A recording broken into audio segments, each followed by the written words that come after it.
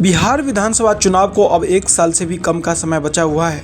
राजनीतिक पार्टियां अभी से चुनावी मुद्दे ढूंढने लगी है, खास करके राजद। लेकिन इस बार राजद को बड़ा झटका लग सकता है और ये झटका देने की तैयारी में कोई और नहीं बल्कि लालू नीतीश के चुनावी रणनीतिकार रह चुके प्रशांत किशोर ही है।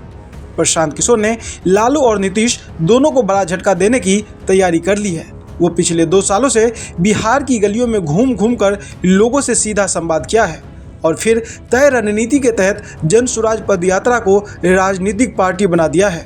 अब प्रशांत किशोर एक विपक्षी नेता की तरह सीएम नीतीश पर हमला कर रहे हैं। इतना ही नहीं, प्रशांत किशोर तेजस्वी यादव पर भी जमकर निशाना साध रहे हैं।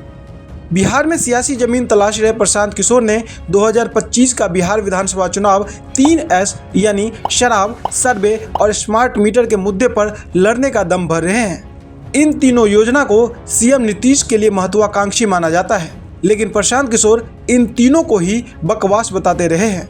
शराबबंदी पर बोलते हुए पीके ने कहा कि हम 2025 के विधानसभा चुनाव के बाद बिहार में सरकार बनाएंगे और 1 घंटे के भीतर ही शराबबंदी खत्म कर देंगे। उन्होंने कहा कि शराबबंदी सिर्फ कागजों में है, जमीनी हकीकत यह है कि शराब की दुकानों को बंद कर दिया गया है, लेकिन होम डिलीवरी धड़ल्ले से चल रही है।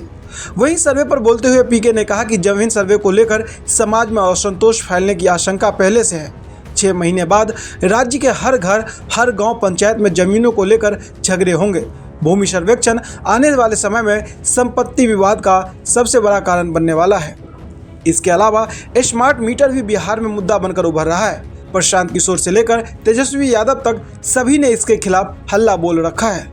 स्मार्ट मीटर पर बोलते हुए प्रशांत किशोर ने कहा कि जिन उपभोक्ताओं ने स्मार्ट मीटर का उपयोग शुरू किया है वे अब इसके खिलाफ हो गए हैं, क्योंकि उनके बिजली बिल में भारी बढ़ोतरी हो रही है। उन्होंने कहा कि लोगों के मन में यह धारणा बन गई है कि स्मार्ट मीटर के जरिए उनके बिलों में छेड़छाड़ की जा रही है।